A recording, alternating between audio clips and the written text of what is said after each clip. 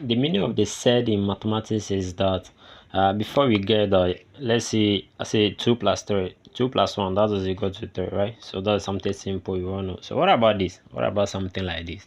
So something 0 point and so on and so forth.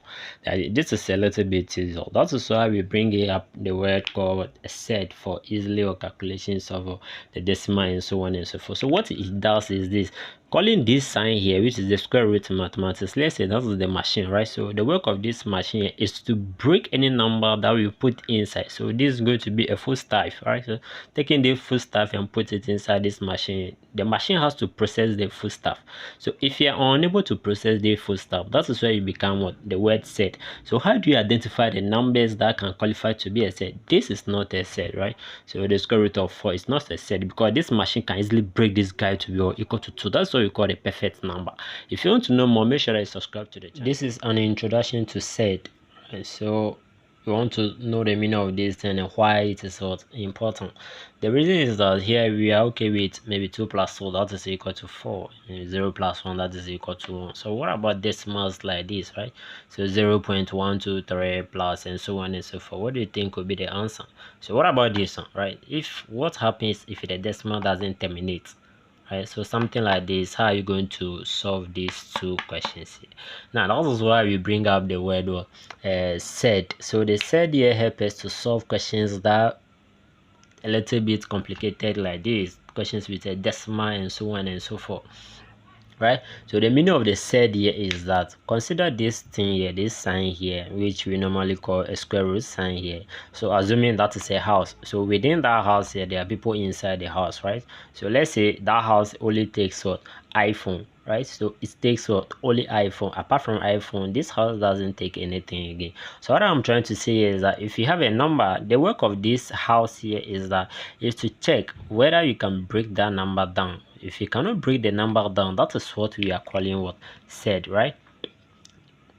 What I mean by breaking the number down here is that I have what a square root of 4. Square root of 4 here is going to be 2. How did I get a 2 here? So meaning that this house here is able to split this number here for us to have the values of the 2. Just like I'm using a whiteboard marker to write against the whiteboard, right? So the functions of what this sign here, right? So that is the square root sign here, is to check whether you can break the number down. So by breaking the number down here, the number that this house can break down are what we are calling what perfect numbers, right? So if a number within this house here under the square root sign here, if this square root sign can easily break that number down, that's what we are calling what a perfect number. So you must know some of the perfect numbers here. Perfect numbers are numbers like that the square root number can easily break down. One is the 4, and then followed by that can be 9. So for you to have the perfect number, that is the 2, the double the 2 here,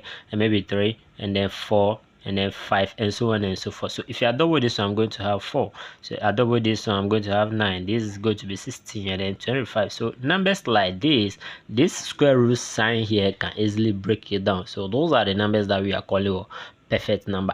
But if this square root sign cannot break the number down, just like in this case here, that is why you have what SURD. So your first step is to check if this guy can break the number down.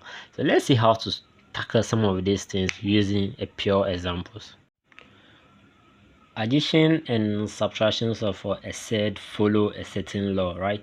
So the law here says that if you wake up in the morning, you brush your teeth and then you move on to a breakfast. Even though some people infringe those laws, but that is not the right way, right? Someone like me, right? So now you have to obey the law, right? So the law here says that if you want to add and subtract in SURD, so what we are going to do here is that you must be my friend before we can be added or subtracted.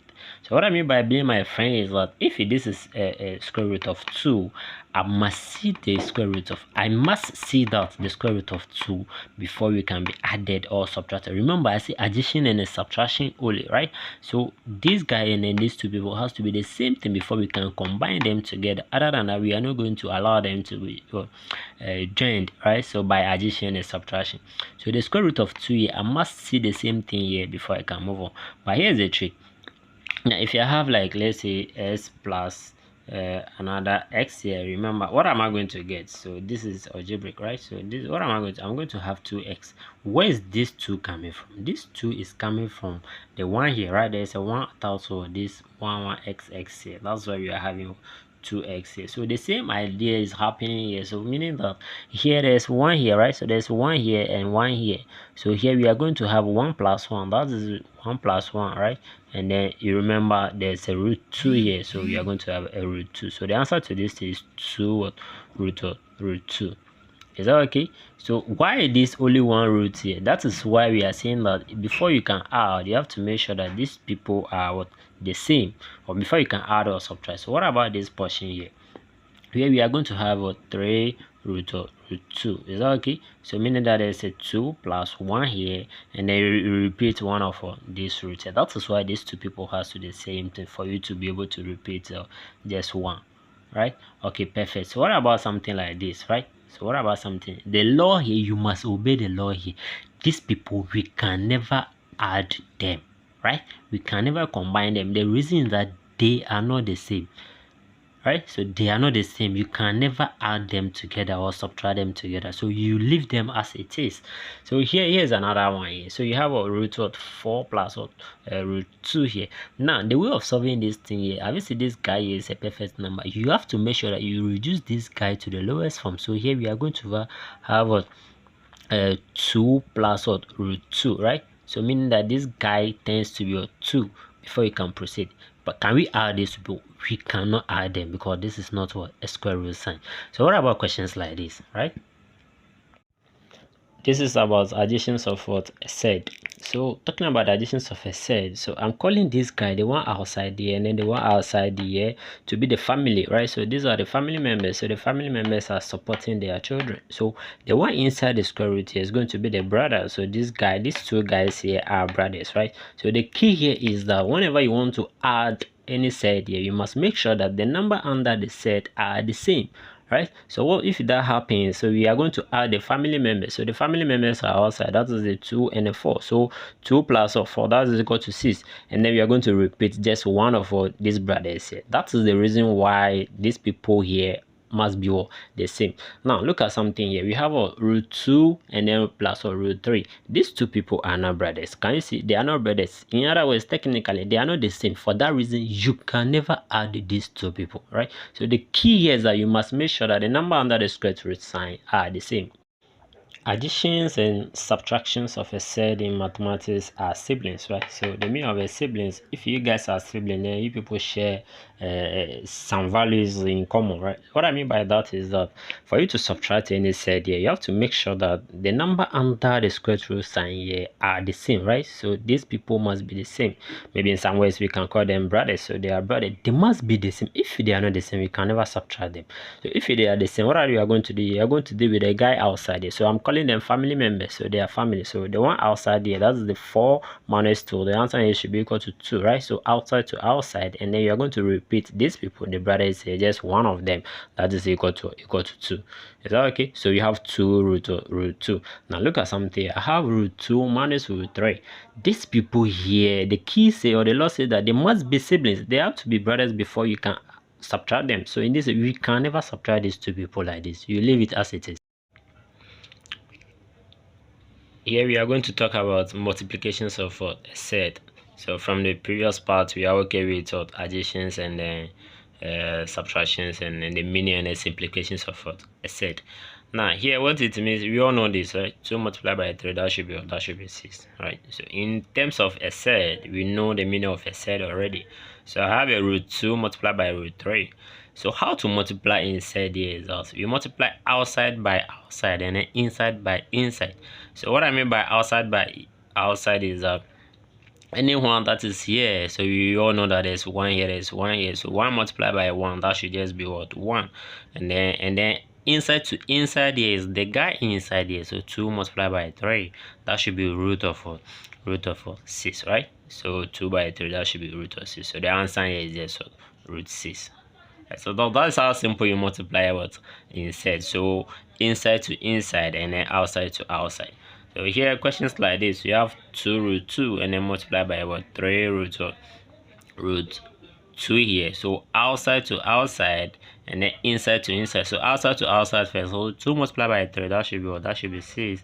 And then inside to inside. So 2 multiplied by 2 here, that should be what? Root what? 4, right? So if you are inside, you remain inside. If you are outside, you remain what? Outside. But remember, this is not our final answer. Remember, so this guy here, the root of 4 can easily be what? Simplified. Is that okay? So this guy here, we know that the 4 here is what? A perfect number. So we have what? Perfect squares, right? So you have 6 and the root of what? 4 here will give us what? 2. So 2 multiplied by this one, that should be equal to 12. So the only trick here is that you must always obey exactly where you are going to have a perfect number so that you can simplify that into a simple. It doesn't matter if you have a very huge number, right? So the same the procedure hold. So let me hear from you in the comment section, right? You people are not participating. I don't know why. You have to engage. So don't be an spectator, right? Talking about multiplications of a set is this is one thing you must know. Now, the one under the square root sign here, right? These two people here are roommates, so I'm calling them roommates. The one under the square root sign are roommates. So that is the trick on what? Multiplying the what? The set in what? In mathematics. Now you deal with the one out inside what? The square root sign, and then those that are outside what? The square root sign. Is that okay? So these two people are roommates. So what I'm trying to say here, these two here and these two here are not members of that room, right? So they are not a roommate. For that reason, we are going to treat them differently. So 2 multiplied by 2, right? So that will give us 4. And then the one inside the room, so you have root 2 here and the root 2 here. So these two people are what? Are roommates, right? So if they are roommates, then let's all of them also go to one side of our expression here. So we have a square root of 2 multiplied by 3. That was how we got to root 6. What happens if you want to solve something like this, some small euro? Make sure to subscribe to the channel. Here are some simple examples under what said here. So you need to understand the basics before you can solve a little bit complicated one. So here we want to simplify, right? So the word here is simplify. All that we are trying to do here is to reduce this thing to the what? To the lowest form. So here we are having the square root of 4. That is give us a 2. Now you know the reason why we are having the 2 here. And the square root of 9, that should be what? 3. And the square root of 25, that is equal to 5. What about the square root of 8, right? You cannot have a straightforward answer here because this square root sign here cannot split this number into 2. Now, all that you have to do here, you have to check whether the number here cannot get a perfect number. Now you know the meaning of the perfect number. Can I get a perfect number? Of course, that should be the highest perfect number. So we can have like 4 out of the 8. So what are we going to have here? That is equal to 4 multiplied by 2. Now here is the key. If you're able to figure out the highest perfect number here, the number that follow here, you cannot take a square root of that number to split it again. Are you getting me? So here this guy here can also be equal to the square root of 4 multiplied by what? Square root of 2. Have you seen that this guy here, I cannot have any perfect number out of that? That is where you have to pay a close attention. So if you are simplifying anything, you make sure that you get one perfect number, the highest perfect number. The next number that follows here, you cannot split that into 2. The square root has to remain. So this is what I'm trying to say here. The square root of the 4 here, that is going to be 2. We know that. And then multiply by what? So you can rewrite this thing like multiply by square root of 2. Have you seen that we cannot do anything to the square root of it? This is how it's supposed to be. So the next number that you get under these two people here, maybe you are going to have two. You can only have 2 numbers if you want to simplify, right? So the first one have to be the perfect squares here, right? So the highest perfect square, and then the one that follow here has to be an ordinary number that you cannot take a square root of that, right? So here is going to be, you can rewrite this to be 2 root 2, right? Anything apart from this thing, this is the way to go about it. So maybe if you want to learn, maybe you may try this root 24, right? Root 24, you are going to find the highest perfect number out of this and then multiply by another ordinary number. Let me hear from you in the comment section, right? The key to simplifications of a set in mathematics is that your master here must be the bodyguard. So what I'm calling the bodyguard here is that, let's say you want to simplify root 8, right? So your first step is to make sure that you are looking for the bodyguard. So the bodyguard, technically, that is what we call perfect squares, right? So perfect square is a number that this machine here, the square root sign here, can easily break it down. Is that okay? So talking about the root 8 here, that's going to be 4 multiplied by 2 is the same as 8. I'm just simplifying this guy here to be 4. But how did you get a 4 here? That is what we are calling what? A bodyguard. So the highest bodyguard here, that is what we call in mathematics a perfect square. So rewriting this thing, we have a root of 4 and then multiply by root 2. So this guy here, the machine, the square root, can easily break the 4 here to be 2. Then we have a 2 root 2. What about something like this? That is where you have to make sure you subscribe to the channel. Comment down below if you want us to solve this. This is about rationalizations of a set, right? So this is just a name. Is that okay? Mostly I like using a whiteboard because this is what I have at my disposal right now. So this is a whiteboard marker. You're able to identify this thing by its image, right? So the rationalization here is just a name behind certain thing. What it means is the most important thing. Now here something like this, you have what 1 on what root 2, right? So here under said we don't divide, right? So rather we rationalize. That is the meaning behind the divisions of a set, right? So it happens if you have the 1 at the denominator. So this is what we have at the denominator. So the guy at the down here, so this is the line, so top and down. So at the top you have 2 and then the down you have root 2. So the 1 at the down here, if it is in said form, that is where we are going to rationalize. So the key here, or the trick here, is that we can't divide by a square root number. That is the idea behind. So how do you do that? You only rationalize if you have a number down here which is in the said form, right? Something like this, let's say root of 3 on 2. We cannot rationalize this thing, so we leave it as it is. The reason is that the guy at the down here is not what in the square root form, right? So that is very simple and tricky. So how do you rationalize? You rationalize by, this is just a step that you must obey. So that should be 1 on root 2, whatever is being given to you, multiply by the denominator, the guy at the down here. So 1 root 2 and then over what root 2. Is that okay? So anything at the denominator here, that's what we are going to use to multiply. But you have to remember here we are dealing with just a single number here, right? So a single, that's why we are multiplying this. This is just like multiply by 1. So because I can see the same person here, then the same person at the down here. So top to top, that is what 1 multiplied by root 2, that should root 2, and then down here that should be root 4. For sure, the down here has to 10, so we are going to have 2 and then on 2 to be what our final answer, right? So that's the trick. Now what happens if you have 2 people at the down, right? So here we are going to see 2 people at the down here.